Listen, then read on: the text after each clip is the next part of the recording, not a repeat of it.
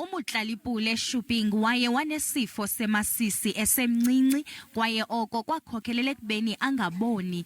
Ngethuba kwiminyaka engama-30 waye wakhulelwa kwaye emva kokuzalwa komntwana wakhe oyinkwenkwe kwafunyaniswa ukuba umntwana unokukhubazeka kwaye akakwazi ukuthetha.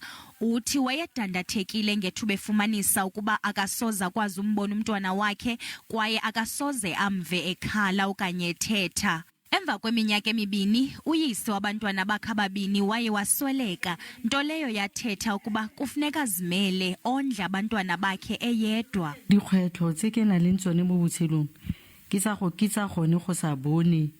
Ha o tshwanetse o ye kae, o tshwanetse o batle motho o go thusang. Uthi kunzima ukungaboni. Xa ndifuna ukuhamba kufuneke ndikhangele umntu onokundikhapha. Umntwana wam akaboni kwaye akululanga ukumkhulisa.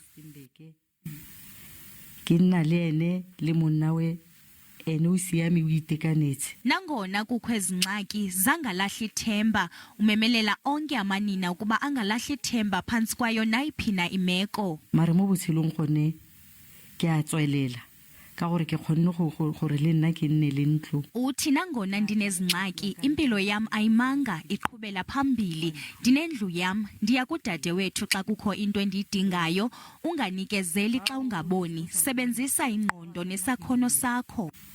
O tshwanetse o nagane ka tlhaloganyo ya gago e o hilweng ke Modimo. Ukhuthaza nezinye imbokotho ukuba zingavumeli ukukhubazeka kwazo kubathintele ekubeni namaphupha nokuzimisela.